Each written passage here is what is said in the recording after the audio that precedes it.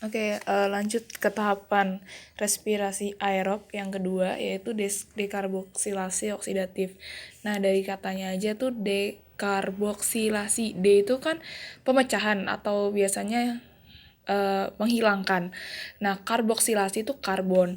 Nah, oksidatif itu maksudnya bukan oksigen, tapi bisa aja dia itu menggunakan reaksi redoks, yaitu reduksi dan oksidasi. Nah, redoks di sini tuh yang kita perlu pahamin itu bukan oksigennya karena aku bilang tadi, tapi elektronnya.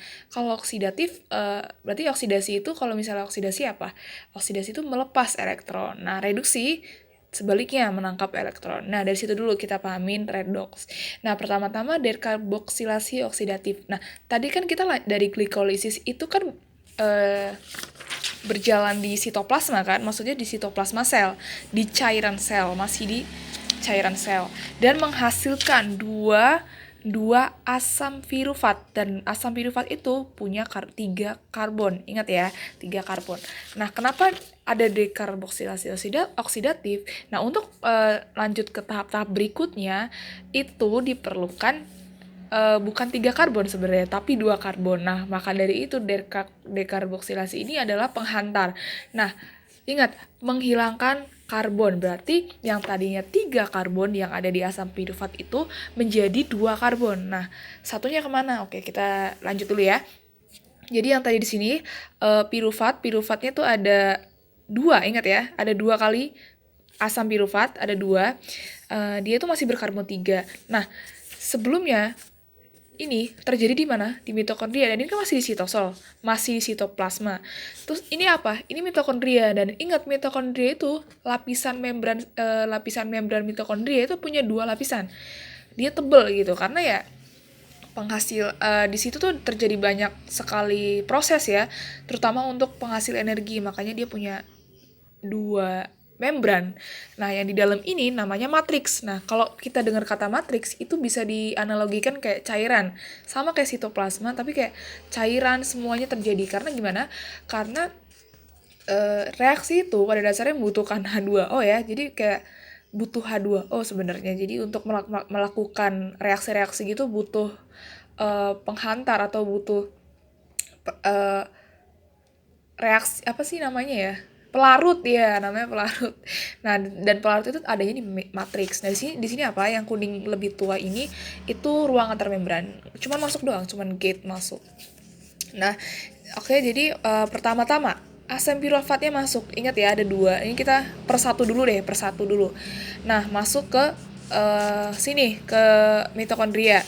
Nah, dari tiga karbon menjadi 2 karbon. Ingat, itu dekarboksilasi. Nah, satunya kemana? Nah, satunya itu akan dibuang menjadi CO2.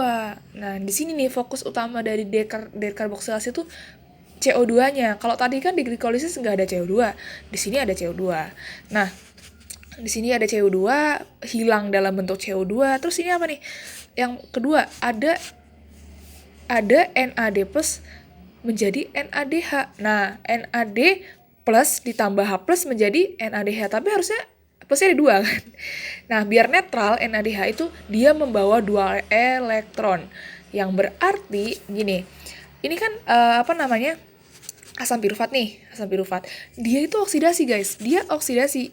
Nah, ingat, asam pirufat oksidasi berarti dia memberikan, ingat, oksidasi melepas elektron. Elektronnya itu kemana? Nah, ke NADH sama H plus ini. Jadi ada 2 elektron. Ingat 2 elektron, Kenapa 2 elektron? Karena ada 2 pirufat ya. Jadi setiap satu asam pirufat itu melepas elektron, ngasih ke NADH, terus melepas lagi karena ada 2, kasih ke NADH. Jadi ada total berapa? 2 elektron, dan NADH-nya ada berapa? Ada 2 juga gitu. Nah, oke, CO2 udah, NADH juga udah tahu asalnya dari mana karena dia reduksi nangkep elektron dari asam pirufat. Terus yang ketiga ada koenzim A. Nah, koenzim A ini untuk cuman bantu aja biar dia membentuk asetil CoA.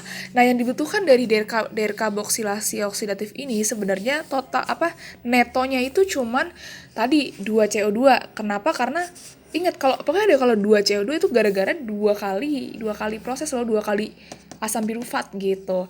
Terus ada 2 NADH sama juga 2 kali setiap asam pirufat menghasilkan 1 NADH. Terus 2 kali asetil CoA karena tadi 2 kali asam pirufat menjadi 2 kali asetil CoA sama kok, dalamnya sama, dia menghasilkan CO2, menghasilkan NADH, menghasilkan asetil CoA tapi dikali 2 karena ada 2 asam pirufat gitu.